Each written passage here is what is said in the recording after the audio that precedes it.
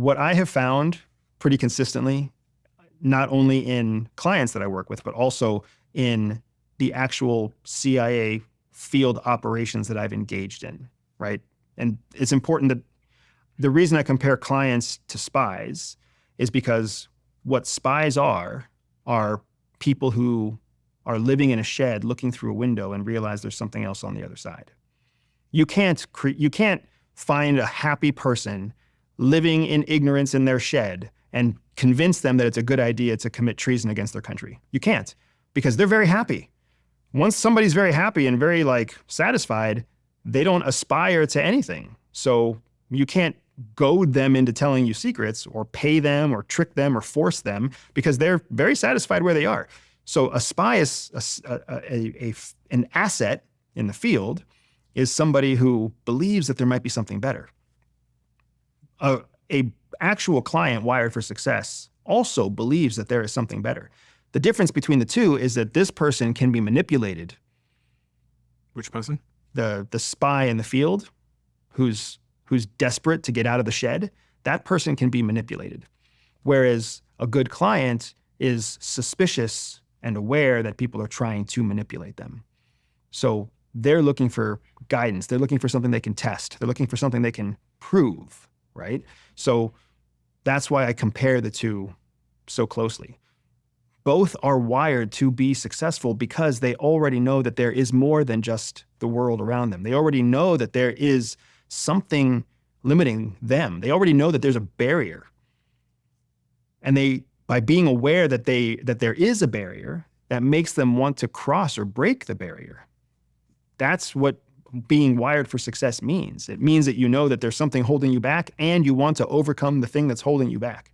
So I'm thinking now, I was in a black cab the other day in London, and I have so many conversations with black cab drivers in London because a lot of them, obviously because of the nature of their work, they listen to podcasts and the radio and such. And so sometimes they recognize me and they'll say, I was, listening to your podcast, I love it, etc. And I'm thinking of starting a business and I've got this idea and whatever. When you talk about them knowing that there's something more out there, but there's something in their way, can you speak to what that black cab driver is feeling in his life? I'm just using this as a random example, but can you, because I really want you to resonate with him so he knows you're speaking to him. So whoever's listening to this now knows that they can shit, that's me. When you are conditioned, when you're wired for success, but conditioned in our Western society especially, then you know that there's more, you want there to be more, but you also believe that there has to be a process, a roadmap, a recipe, a plan to get there. So you've got this, what we call a cognitive dissonance. You don't believe everything you're hearing, but you don't know anything else to believe. So there's this dissonance, there's this frustration. So if you want to know what that black cab driver feels, they feel frustrated every day because they know there's more, they want more, they just don't know how to do it. Even worse, they have probably tried. Dude, there's this heartbreaking story for me. It's a business heartbreaking story. I was in Portland, Oregon. I was sitting with this 24-year-old kid who worked part-time at a brewery, right? I must have been 38 years old, very young in Everyday Spy. Everyday Spy was 2 years old at the time. And I was sitting with this kid and he had no ambition. He worked part-time at a brewery and he was totally happy to do it. He lived with 4 roommates. He drank beer every afternoon starting at 2 o'clock. Funny fucking guy. Really funny dude to hang out with, but he had no goals, no ambitions, no aspirations. And I was like, what did your parents do? And he was like, oh, my mom ran her own business from our farm in whatever it was, Idaho or something like that. I was like, oh, what did she do? And he was like, well, she only had her own business for a few years, but she would cater to the other families in the other farming families. So she would make 5 or 7 dinners and then sell that to the other farmers' families so they would have extra food so that the wives of those families could take care of their 7 or 12 kids or whatever. And I was like, oh, that's interesting. Why don't you want to be an entrepreneur if your mom was an entrepreneur? And he was like, oh, well, she was really inspiring to me. And at first I thought I might want to be an entrepreneur. But the thing was, my mom never felt like a success because she failed. He was like, my mom only was able to run her catering business for about 3 years before it failed. And I was like, well, why did you say she was an entrepreneur? And he was like, because to me, she was. She started a business. She ran it for 3 years, doing what she loved. She was an entrepreneur. But then all that work, she still failed in the end. So his rationale was, why even try? But he still looked up to his mom as being an entrepreneur. So the thing that kills me is that there are so many entrepreneurs out there who are trying and failing.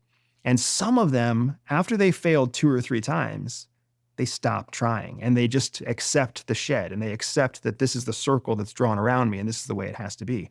They don't even realize that 1 or 2 or 3 or 4 more attempts is going to be when they get their big breakthrough.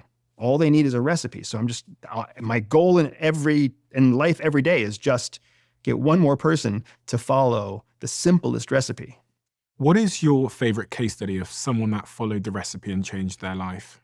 In my company, Yeah. my favorite case study is me, Yeah. because I'm the one that reaps the benefits of it every day.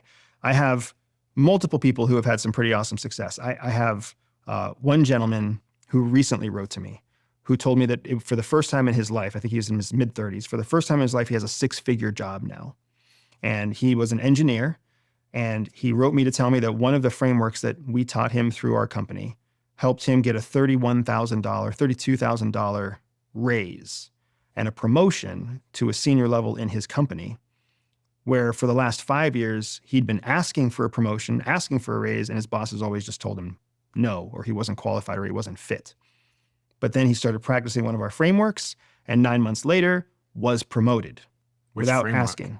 Which framework? He didn't tell me which framework. Oh, he told me it was coming from we have a master course called Operational Thinking. Mm-hmm. And inside that, we teach many influence frameworks. Mm-hmm. So it was clearly a framework of influence that he had tapped into. I also recently we have this event in Las Vegas called the Intel Edge, where we bring in a number of speakers from the intelligence world. I have an FBI speaker who comes in. I have a Green Beret who comes in. I have a exercise scientists come in. I even had recently I had a great friend of mine who's an Emmy award-winning journalist, an investigative journalist, come in. And we teach in Las Vegas, we teach hundreds of people at a time. We had one person who wrote from that Intel Edge event. He was a Puerto Rican guy. His name is Emmanuel. Emmanuel, if you're listening, I love you, brother. But Emmanuel just had a baby, first baby with his wife. And within the first month of having the baby, his company laid him off. So he had all these life changes, a new baby. He was so proud and so excited to be a dad. And then he was facing unemployment. And he applied our framework, specifically our framework on mirroring and winning the interviewer instead of winning the interview. And about 3 months after he was laid off, he got a new job in a science lab that paid him more than he had ever earned before. And he came to the next Intel Edge event that we had. So we saw him in, say, October, and he came back to us again in March, something like that. And he came back and he told us this story, and my whole team lit up. Mm-hmm. My whole team was like, because we had all seen him when he was showing us pictures of the baby. And then we all saw the email from him that said, my company laid me off. I don't know how I'm going to take care of my family. And then we see him again, and he's like, guys, you'll never believe what happened. Like, I did this thing. I followed your mirroring example. I won over the interviewer, and now I have this job that I would have never gotten otherwise. These are the stories that I'm spoiled by. I have my customer service team and even my executive team. We don't see all the testimonials that we get because we've become a little bit desensitized to them because they happen so often. And I love it when they happen, but I'm not surprised when they happen because, of course, the recipes work. The recipes work because they were refined in the center of CIA. They've been working for ages. They just haven't ever been shared with the public.